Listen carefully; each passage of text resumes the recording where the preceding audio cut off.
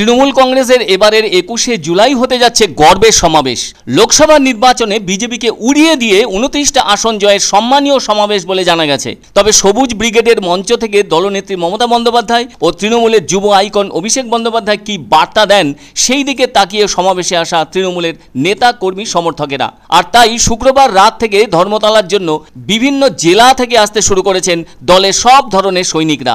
তাদের সেই উপস্থিতি ধরা পড়ল ক্ষুদিরাম অনুশীলন কেন্দ্রে। জানা যাচ্ছে রবিবারের সেই ঐতিহাসিক সমাবেশের জন্য আসছেন লক্ষ লক্ষ দলীয় কর্মী সমর্থক। বলা যাচ্ছে রাত পোহালেই 21শে জুলাইয়ের সমাবেশ। এবার মঞ্চ করা হয়েছে লোকসভার প্রার্থী ঘোষণার সেই মঞ্চের মতো র্যাম্প ব্যবস্থাকে রেখে। সেজন্য অনেক অর্থ খরচ হচ্ছে রাজকীয় ওই মঞ্চ গড়বার জন্য। অভিষেক বন্দ্যোপাধ্যায়ের মতকে প্রাধান্য দিয়েই গড়া হচ্ছে ওই একই ধরনের মঞ্চ। এদিকে ঐতিহাসিক 21শে জুলাইয়ের সমাবেশের জন্য শুক্রবার থেকেই বিভিন্ন কেন্দ্রের দলীয় কর্মী সমর্থকেরা আসতেও শুরু করেছেন। আর তাদের থাকার ও খাওয়ার জন্য অনেকগুলো কেন্দ্র ঠিক করা হয়েছে। তবে সদ্য শেষ হওয়া বিধানসভার উপনির্বাচনেও বিজেপিকে উড়িয়ে দিয়ে 4-0 ফলে জয়ী হয়ে কর্মী সমর্থকদের মনোবল যথেষ্ট চাঙ্গা করে দিয়েছে। মনে রাখতে হবে 21শে জুলাই হলো তৃণমূল কংগ্রেসের একটা বিরাট রাজনৈতিক কর্মসূচি।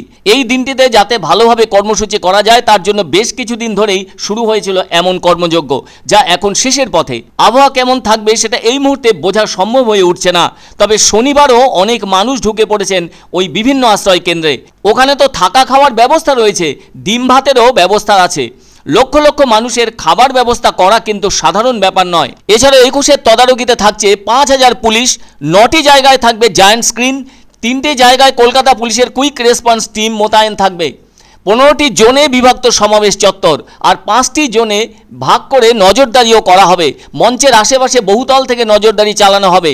জেলার দলীয় সমর্থকদের জন্য থাকছে আলাদা পার্কিং লট।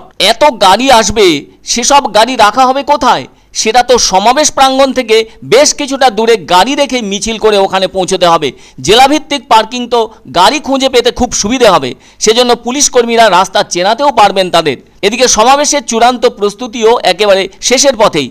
তবে 21শে সমাবেশের মঞ্চে থাকার কথা রয়েছে সমাজবাদী পার্টির চিফ অখিলেশ যাদবের। সে ব্যাপারে মুখ্যমন্ত্রীকে আগ্রহ প্রকাশ করার সম্মতিও দিয়েছেন দলনেত্রী স্বয়ং। ফলে সবকিছু ঠিকঠাক থাকলে সপা নেতার ওই মঞ্চে উপস্থিত থাকাটা এখন শুধু সময়ের অপেক্ষা।